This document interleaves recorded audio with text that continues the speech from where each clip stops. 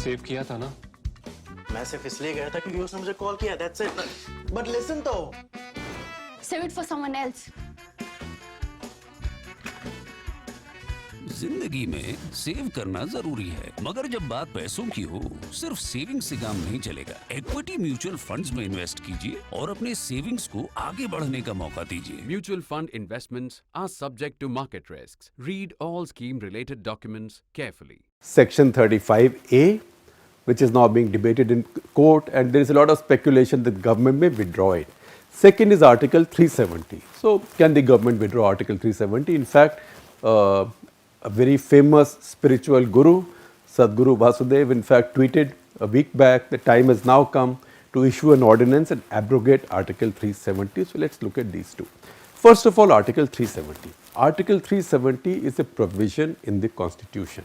Now, you might say it says it is a temporary provision, but it is a provision in the Constitution. You cannot amend it through an ordinance. You can, to amend it, you have to go back to Parliament. It is like a constitutional amendment. So, this demand and this belief that somehow government will one day just pass a cabinet resolution, issue an ordinance, the president will sign on the dotted line and Article 370 will be abolished is mistaken. It cannot happen like this. If at all, it has to wait for the next Parliament and has to go through a proper process of constitutional amendment. So, what does Article 370 say? Article 370 gives Kashmir its special status. So, initially it said that Government of India will only run foreign policy, defense policy and communication. For Kashmir, they will have those powers, but over time this was whittled down. So, increasingly this has been diluted and central government's powers have gone up in Kashmir. Kashmiris are unhappy about it, but in the rest of India, lots of people think that even this should go.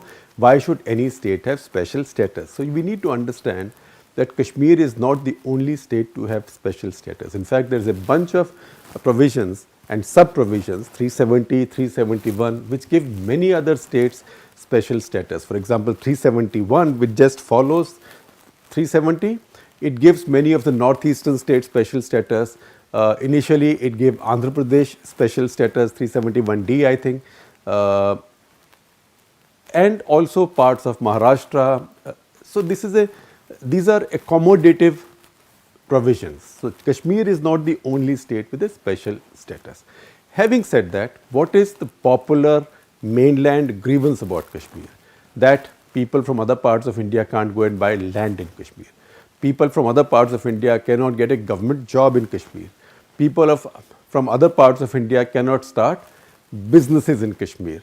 People from other parts of India cannot go and get, even if their employees, central government employees posted in Kashmir, for example, their children studying in Kashmir cannot get J&K government's scholarships. So, they are not treated like state subjects or like domiciles of the state. Also, people from other states who come and live in Kashmir, even if they live for 20 years, 30 years, 40 years, they were born there, they will not vote there, they will vote in their native states.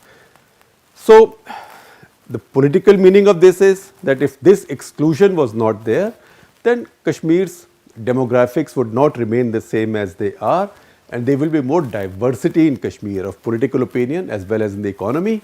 So, why should Kashmir be excluded from the reach of the rest of the country? That is a big clamor. Now, there is a counter argument that many tribal states have similar protections. Himachal has some of the similar protections, but this does not come from Article 370.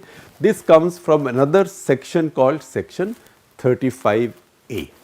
What is Section 35A? Section 35A restricts the centre's powers to make laws about Kashmir under powers given to it by Article 238 of India's Constitution. What is Article 238 very briefly? It gives powers to the central government, actually Parliament, National Parliament, to make laws for the states on subjects under the first list, which is union subjects, and second, the concurrent list. This restricts those powers, and under this then the powers of granting residency, to an Indian living in Kashmir, in Jammu and Kashmir, right to own property, right to or settle down and just be like a citizen in any other state or a voter. These powers are no longer with the center. These powers belong to the state. Center cannot make those laws. The important thing is this 35A was not passed or added to the constitution by parliament. In 1954, Nehru and Sheikh Abdullah were negotiating. There were many ups and downs. Because this demand was there, the cabinet took a resolution, the president signed it. So this was added by a presidential proclamation. So technically, if the government wants, just as a presidential proclamation added section 35A, similarly another proclamation can withdraw it, can repeal it. So all it needs is for the cabinet to take a decision, send it to the president will sign it and get done with it. Except that this will have consequences in Kashmir because people will see their special status being lost. So this is the key thing. One is not possible at this point because parliament is not in session. Second is very possible, but remember it's only possible for the next 5 or 6 days because by that time you can be quite sure that code of conduct will come in and elections will be announced. So that is why this tension and anxiety right now, the government is sending all these central forces etc. to Kashmir and this temperature level is really high because government might want to repeal this article 35A, which government or which the union cabinet has the constitutional power to do. Whatever the political consequences, that's a different issue. So I thought it was important for me to talk about these two things also because these are the ones causing a lot of clutter and confusion because a lot of people think that that the constitution can be amended through a sheer ordinance, but at the same time many people think that 35A is also a provision of the constitution, so even that requires parliamentary approval by 2/3 of the vote. I hope this has been helpful for you.